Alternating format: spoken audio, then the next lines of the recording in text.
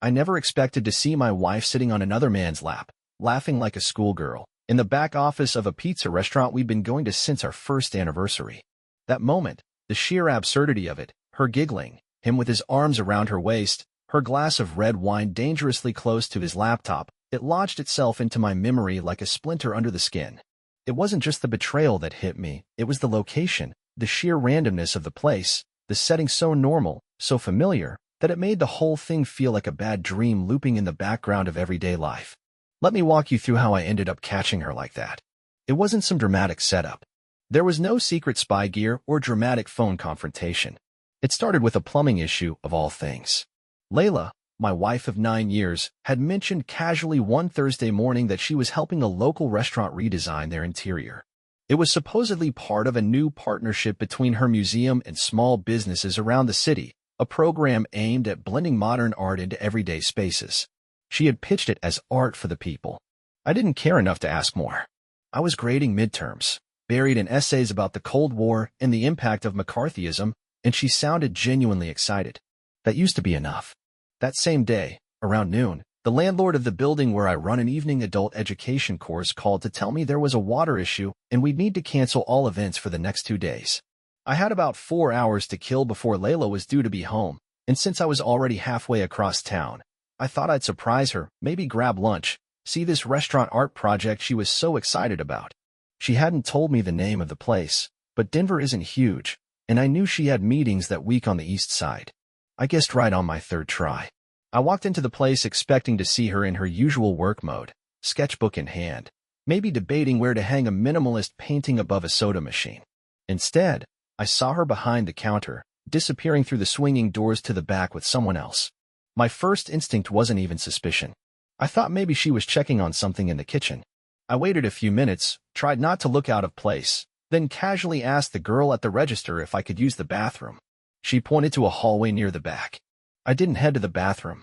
I followed the hallway, and when I reached the door labeled Manager's Office, it was open just a crack.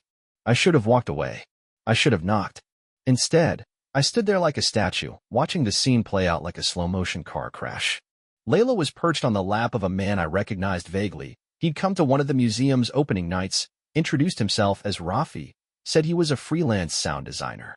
She was sipping from a glass of wine, her legs dangling, her body language loose and familiar in a way I hadn't seen in years. The guy had his hands on her hips, and they were laughing about something on his screen. I didn't move. I didn't blink. I didn't even think about what this meant yet. I was too focused on her expression. That laugh. That face. She used to look at me like that. What is this? I didn't plan to say it. It just came out. Her body stiffened immediately, her neck snapping toward the door like someone yanked a puppet string. The wine glass wobbled in her hand. Rafi looked up, confused, then annoyed, like I just interrupted his Netflix binge. "Darren," she said, climbing off his lap like a teenager caught sneaking out. "What are you doing here?" I didn't answer. I stepped into the room, eyes darting from her to him, to the laptop, to the wine bottle on the desk. "What is this?" I repeated, slower this time, my voice lower, colder. "It's not what it looks like," she said. I looked at Rafi. "You got any better lines, or are we just going to pretend this is a normal day at the office?" He had the nerve to smirk. "Relax, man. We're just working." "Oh yeah?" "She usually sit on your lap to brainstorm design ideas." Rafi stood up, which didn't help. He was a skinny guy, maybe 30, probably thought his messy hair and vintage shirts made him some kind of tortured artist. I didn't like the way he positioned himself slightly between me and Layla, like I was the one invading their space. "Darren, don't make this a thing," she said, brushing her hair behind her ear, eyes darting to the hallway. "Let's go outside. We can talk." "No, we'll talk right here. Unless you want your new boyfriend to hear what a liar you've been." Her face tightened. "He's not my boyfriend." "Then what is he?" Silence. Rafi looked at her. She looked at the floor. "Okay," I said, clapping my hands once, the sound loud in the cramped office. "Cool. Got my answer." She reached out toward me. "Please don't." "Don't what, Layla?" "Don't come to a place you invited me to last year for our anniversary and find you grinding on some hipster." I wasn't grinding. "Spare me." The rage didn't come the way I expected it to. It was more like this dull, wet thud in my chest, as if something inside had dropped and couldn't be picked back up. I turned and walked out without waiting for her to follow. She did, though. In the parking lot, her heels clicking against the asphalt, her voice still echoing in my ears. Darren, please wait. I stopped by my car, hand on the door. I didn't look at her. How long? She didn't answer. How long, Layla? She shifted her weight, crossing her arms. 3 weeks. You sure? Or is that just the version that makes you feel like less of a piece of? Her eyes narrowed. Don't talk to me like that. I turned fully toward her, finally letting the anger rise. You don't get to tell me how to talk. You lost that right when you let him touch you in a room I've literally helped you paint. It wasn't planned. Why? You done lying, or you just tired? She started crying. I couldn't tell if it was guilt or performance or something in between, but I didn't care. I got into my car, slammed the door, and peeled out of the lot like I was escaping something toxic. Which, I guess, I was. I didn't go home. I didn't even know where I was driving. All I knew was that the woman I thought I knew had become a stranger, and the worst part? She looked more alive sitting on that guy's lap than she had in years of marriage with me. The next morning didn't feel like a new day. It felt like I hadn't slept at all, even though I must have passed out sometime after midnight on my friend Alan's couch with a slice of pizza still in my hand. The TV was still on, showing some late-night game recap I couldn't care less about, and the living room smelled like stale takeout and laundry detergent. Alan had left early for his shift at the hospital, so I had the place to myself. My head was pounding, not from drinking, I hadn't touched a drop, but from the endless loop of thoughts that had been playing in my mind since I left that pizza shop. I kept seeing her laugh, kept hearing that stupid line she tried to feed me, "It's not what it looks like." As if there was a version of that scene that would make sense to any sane person. I didn't go back home. I didn't want to see her. I couldn't stand the idea of her trying to talk her way out of it again. Of sitting at the kitchen table where we used to have breakfast while she explained away the fact that she was rubbing herself all over another man in a place I used to associate with date nights and shared slices. But staying away wasn't going to give me peace either. So around 11 a.m., after 2 cups of awful instant coffee and a shower that did nothing to clear my head, I drove back to our apartment. When I opened the door, the smell of lavender cleaner hit me, which meant she had tried to scrub the place spotless.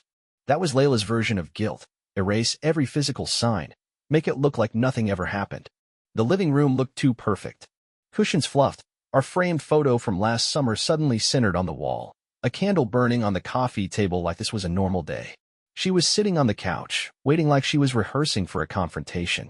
You came back, she said, standing up too quickly, like she was relieved or maybe just eager to get ahead of whatever was coming. Spare me the welcome, I said, tossing my keys onto the table with more force than I meant to. I'm not here for a therapy session.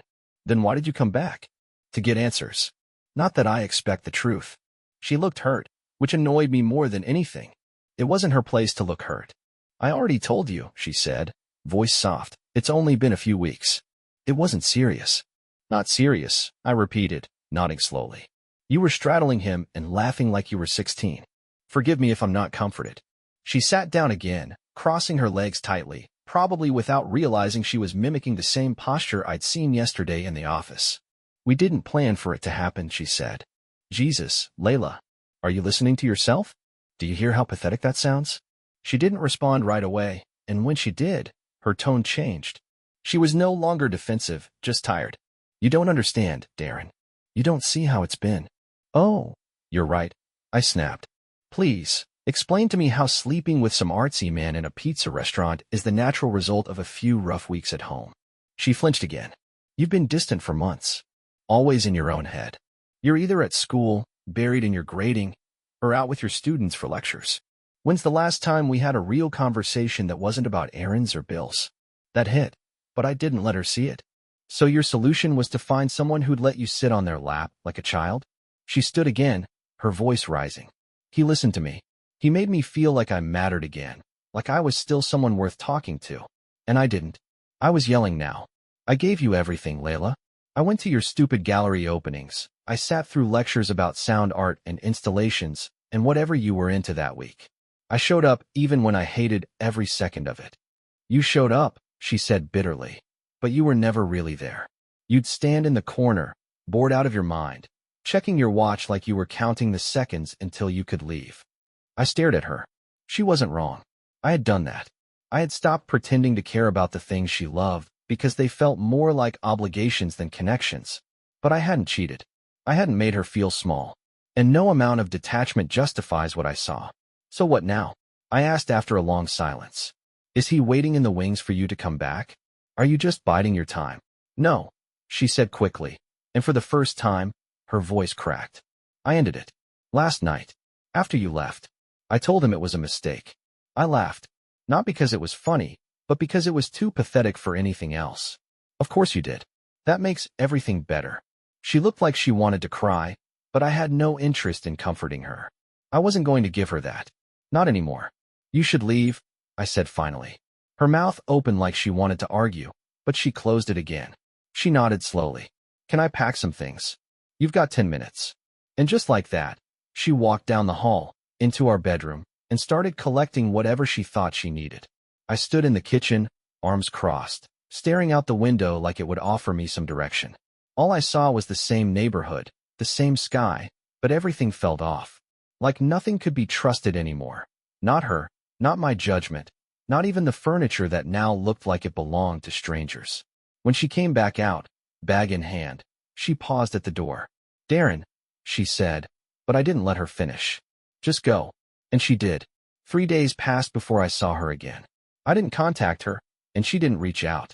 I figured she was staying with someone from work or maybe crashing at the guy's place, though I didn't care enough to find out. The silence between us wasn't awkward. It was exactly what I needed.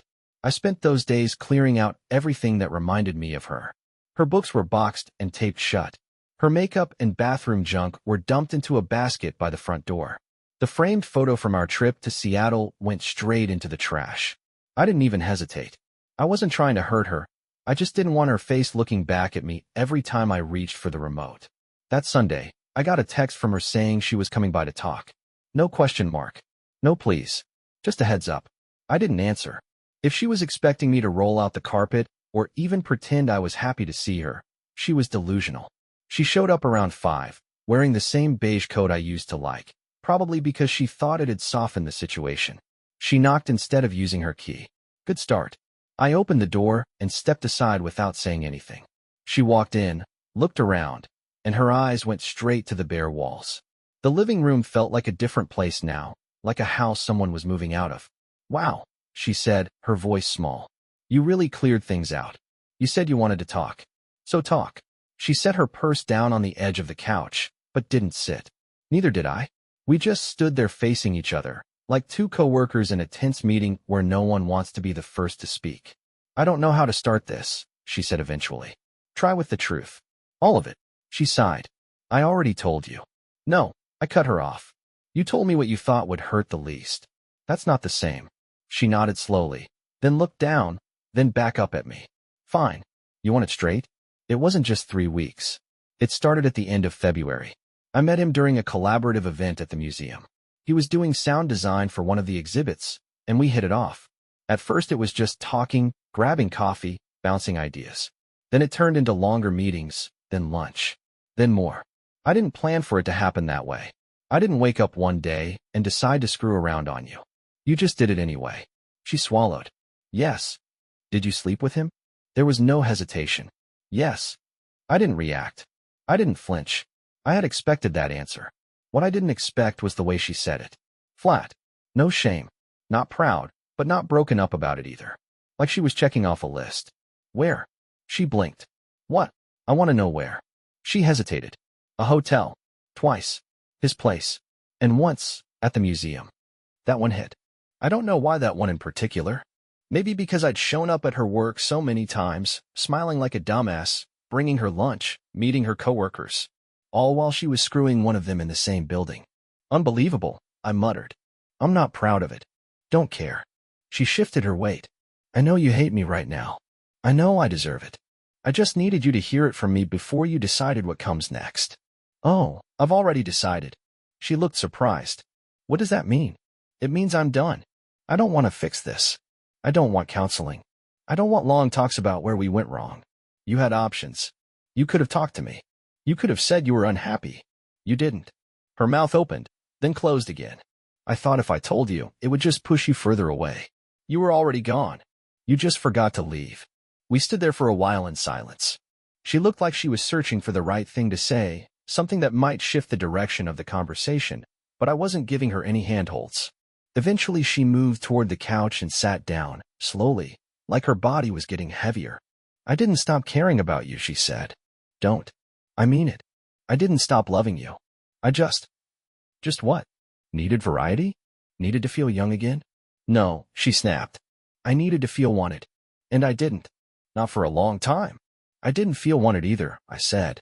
"You think you were the only one going through the motions? The only one wondering if we were still us? But I didn't go looking for someone else to make me feel better. I stayed. I waited for us to fix it.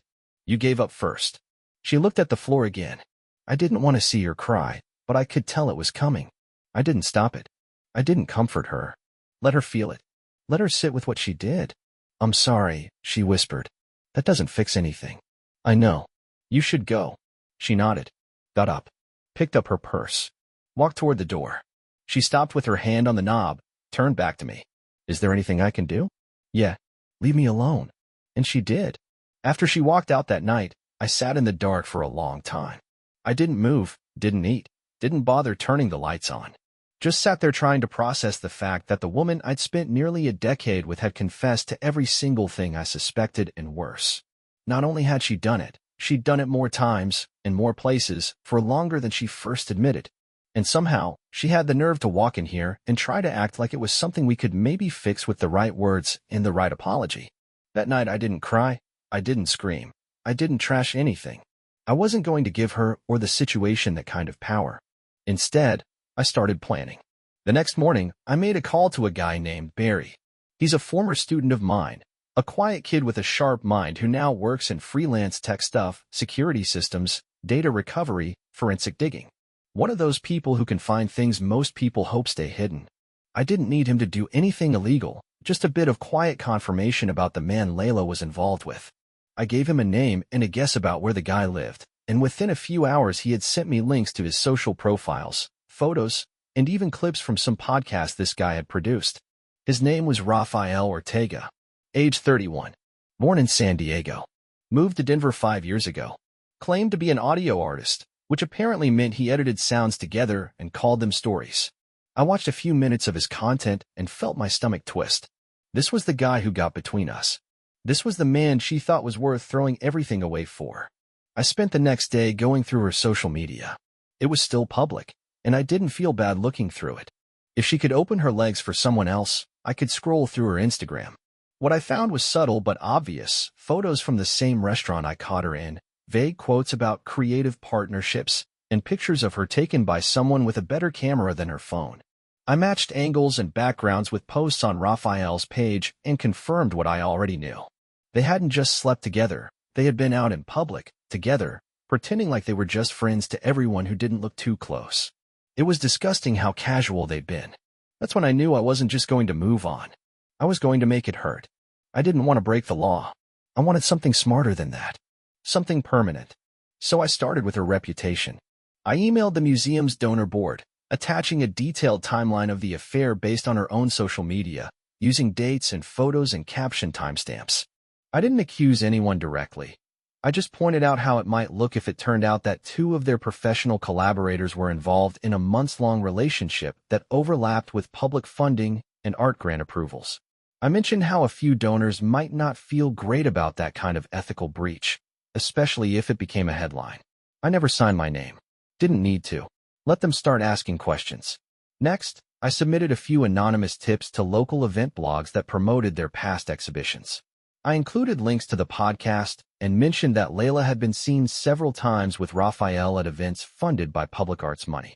Again, I didn't need to make direct accusations. I just nudged the narrative, let the pieces fall into place. When people start whispering, things tend to unravel on their own. Finally, I decided Raphael needed a visit. Not to threaten him, not to fight him. I wasn't interested in that. But I did want him to know exactly what kind of damage he'd been a part of. I found out he held weekly audio workshops at a community studio downtown. I signed up under a fake name and walked in like I belonged. He didn't recognize me at first, which made sense. I was just the boring husband in the background of Layla's life, the one she probably described as dull or emotionally distant or some other excuse she used to justify her cheating. I sat through half the session, listening to him talk about creative flow and emotional truth, which was rich coming from a guy who built an affair around lies. After the session ended, I approached him while he was packing up his laptop. I waited until the last person had left the room before speaking. His face went pale. He took a step back like I was going to swing at him. "I'm not here to hit you," I said. "Relax." He stayed quiet, his hand still on his bag. "I just wanted to meet the guy my wife decided was worth destroying her life over." Gotta say, I expected more. He didn't respond. Just stared at me like he didn't know what to do. "You should know she told me everything. And I mean everything. You're not special. You weren't some soulmate. You were just the easiest option in the room." Still nothing. Not even an apology. Not that I wanted one. "I'd stay away from her if I were you," I said. "She's going to be dealing with a lot of fallout very soon, and you're not going to want your name attached to that mess." Finally, he spoke. "I didn't mean for. I don't care what you meant. Just stay away." And I walked out. The day I agreed to meet her again was not because I wanted closure or peace or some emotional reconciliation. It was because I needed to see what kind of person she had become when all the excuses were stripped away. It had been almost 2 weeks since she walked out of our apartment, and in that time, I had already begun the legal process of separating our finances, contacted a lawyer, and made sure everything she had touched, every shared account, every document, every password, was secured and changed. I didn't want revenge anymore. That part of me had already burned out.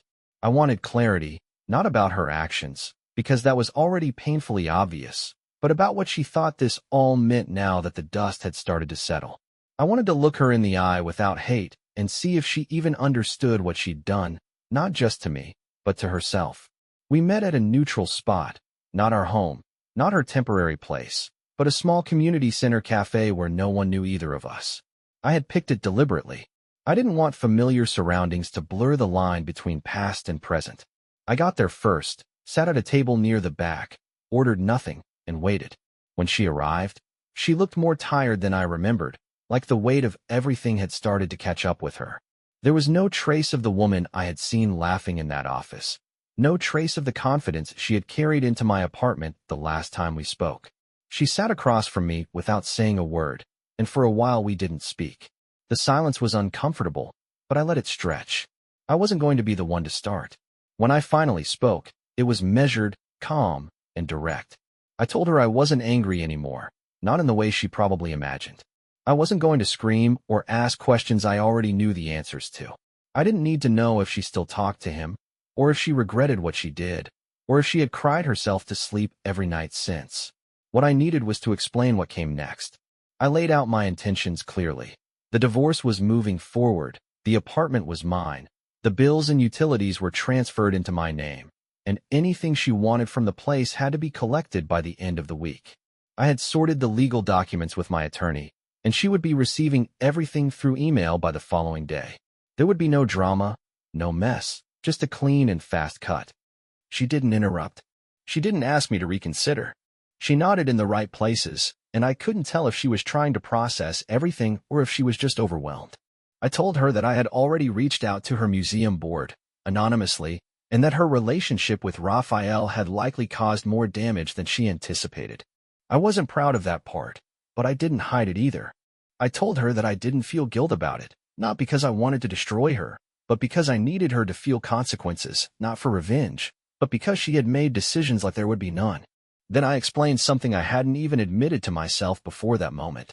I told her that the hardest part wasn't the betrayal or the lies. The hardest part was realizing that for years, I had been sharing my life with someone who would rather sneak around and lie than face discomfort or admit unhappiness. That level of dishonesty wasn't something I could forgive, not because I couldn't move on, but because I couldn't rebuild something on ground that unstable. Trust wasn't a thing you repaired with time. It was either there or it wasn't. And hers was gone. Completely. She didn't defend herself. She didn't explain. She sat there, listening, holding her coffee like it was the only solid thing in the room. I could see her trying to hold herself together, but I didn't feel sympathy. Not anymore. She had made her choices. All I was doing now was accepting the reality she created. Before I left, I told her I hoped she figured out what she really wanted out of her life, and that maybe next time, with whoever came after me, she would be honest about what she needed before it turned into betrayal. I said it because it was true. She needed to hear it from someone who wasn't trying to win her back or keep her comfortable. I stood up, nodded once, and walked out. I didn't look back. There was nothing left in that room for me. No closure. No second thoughts. Just the final step in a story that ended the moment I opened that office door and saw who she really was. The divorce moved fast. She didn't contest anything. No arguments over property, no drawn-out discussions about who deserved what. She took the boxes I had packed for her, signed the documents through email without a single extra comment, and returned her set of keys by mail. It was as clean an ending as you can get when the middle was filled with that much damage. I didn't celebrate. I didn't announce it to anyone. I just updated my status with the lawyer, canceled the joint accounts, and paid the fees. In the weeks that followed, my life didn't change much on the surface. I still taught my classes, still came home to the same apartment, still made the same meals for dinner, and watched the same shows. But everything had a different texture to it now, like the volume had been turned down and I was noticing the quiet more than I used to. I didn't miss her. That was the thing that surprised me. I thought there would be moments when I'd reach for my phone to text her something random or wake up thinking she was still next to me, but those moments never came. It wasn't like she vanished. It was like she had been gone long before any of this happened, and I was only now catching up to that truth. I realized I had been living next to someone who had slowly stopped seeing me as a partner, and I had been too caught up in the routine to notice. Friends reached out when they found out. Some offered to talk. Others offered to set me up with someone, as if the solution to betrayal was just getting under someone else.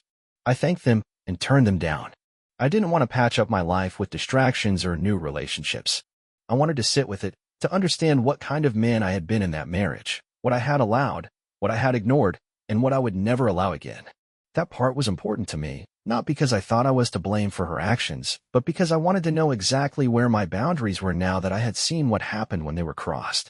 I went back to the places we used to go, not because I was trying to relive anything, but because I refused to let her memory dictate where I felt comfortable. The restaurant where I caught her never reopened after a health inspection flagged some violations, and I didn't feel bad hearing about it. The museum released a quiet statement a few weeks after I sent those emails, saying they were reevaluating ongoing partnerships. I don't know if she lost her job. I didn't follow up. That part of her life was hers to deal with. I had no interest in whether she recovered or collapsed under it. She had made her choices, and I had made mine. What I learned most from this wasn't about love or marriage or trust. It was about silence. About how easy it is to let silence grow between people until it becomes the only thing left. I had stayed quiet too long in that marriage, ignored the distance, accepted the cold mornings and the distracted conversations as just part of life. But it wasn't life. It was the slow erosion of connection, and once it was gone, she didn't tell me. She told someone else. That's what stuck with me more than the lies. It was that I was no longer the person she chose to speak to, even when things got hard. Now, I talk more. I tell people when I'm upset. I tell my coworkers when something's bothering me. I tell my family when I need space or support. I don't pretend things are fine just to keep the peace. I've started running again, not for fitness goals or to prove anything, but because the time alone with my thoughts feels honest. There's no pretending during those runs, no distractions, no half-truths. Just the sound of my steps and the clarity that comes with movement. I don't know what happens next. I'm not looking for anyone. I'm not planning the next phase of my life like it's a project. I'm just living it, one choice at a time. I still believe people can be good. I still think relationships can be real. But I'll never again ignore that feeling in my gut when something feels off. I'll never again stay quiet just to avoid conflict. And I'll never let someone else define what peace is supposed to look like in my own home. She was a chapter, not the story. And now the page has turned.